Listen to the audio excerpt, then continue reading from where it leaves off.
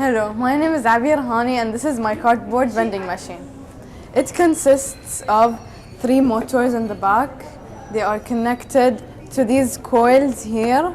So when the motor turns on, it spins and the candy falls. There is also a refill door right here, which makes it easy to keep the candy inside.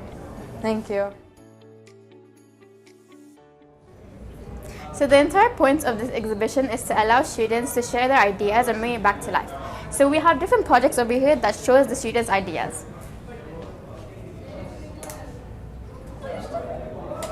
So here we have ACs, we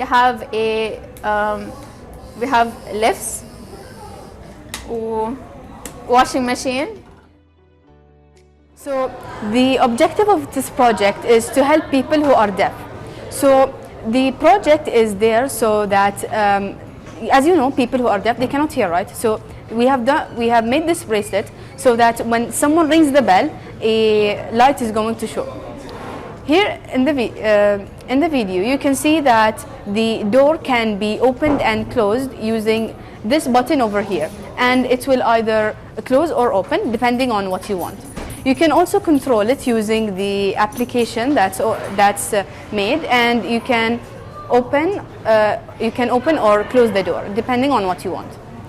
The main attraction of this project is the bracelet. What does the bracelet do? It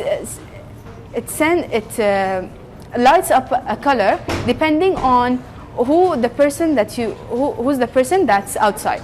For example, let's say that Jenna is coming, and you just click on her name, and it's supposed to show and the bracelet is supposed to show the color. Let's say, for example, the person who came to the house is not a person who's on the list here. You can just add and write their name and choose a particular color that you want. For example, let's say that we want to add someone. We just click on here, change the color, and click on add, and it will show on the bracelet. This is a smart greenhouse system which uses a temperature and humidity sensor, a fan motor, a servo motor, and an ultrasonic sensor, as well as an infrared sensor. It also utilizes a LCD screen which prints out the measurements of the temperature and humidity sensor from inside the greenhouse itself. So let's demonstrate how it works. When the temperature and humidity gets too high, the fan will turn on, in which it will make the box cooler, and the ventilation will open for air circulation as well as watering the plant. You can also manually open the ventilation by just doing motion to the ultrasonic sensor right here, and it will open for 10 seconds and it will close later.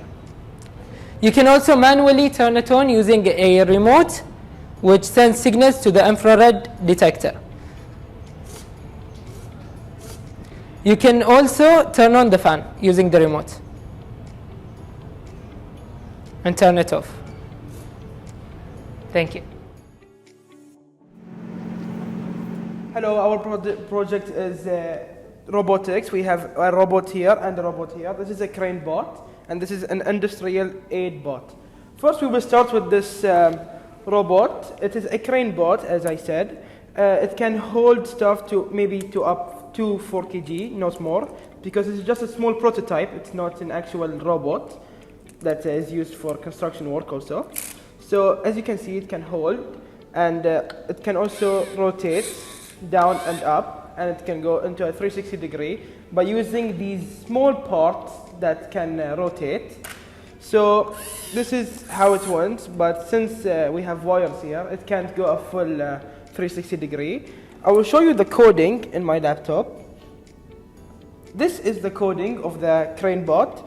This part is for this rotating 360 part that helps the mechanical parts right here to move in a 360 degree, which helps the claw open and closes. And then you have this part which helps this motor go up and down as shown.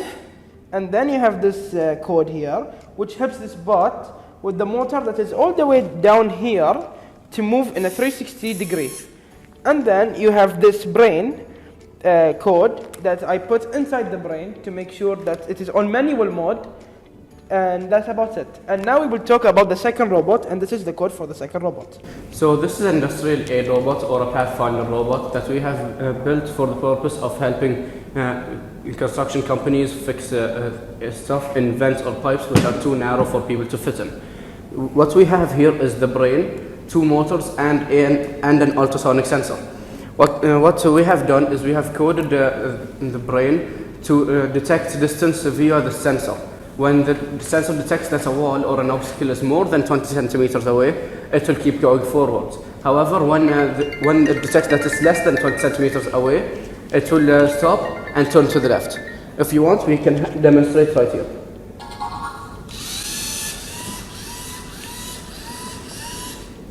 So it keeps on avoiding obstacles to be able for people for it to not hit anything while looking through. We can also attach different types of cameras, such as night vision cameras, infrared cameras, and normal ones for their respective purposes. Night vision for dark areas such as pipes and vents, infrared to be able to detect gas leaks as they release heat, and normal cameras for well-lit areas or areas which they don't need any of those other special types. Thank you. Hello, this is an AI art generator. Now, how this really works is that a voice prompt is actually converted into an illustration. So here you have a mic.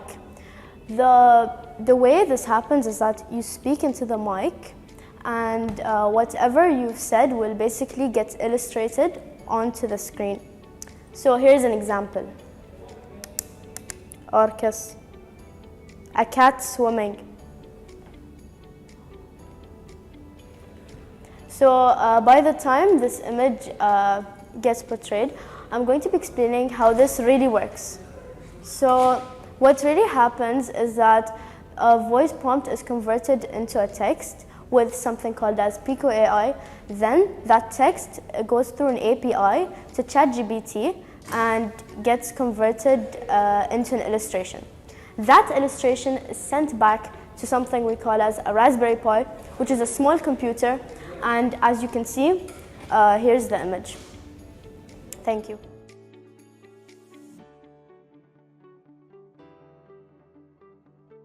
So this is an AI American Sign Language detecting system. As you can see, when you do each sign, it tells you which word corresponds to it. For example, this is I love you, this is hello, this is thank you, this is C, this is O, you know the rest.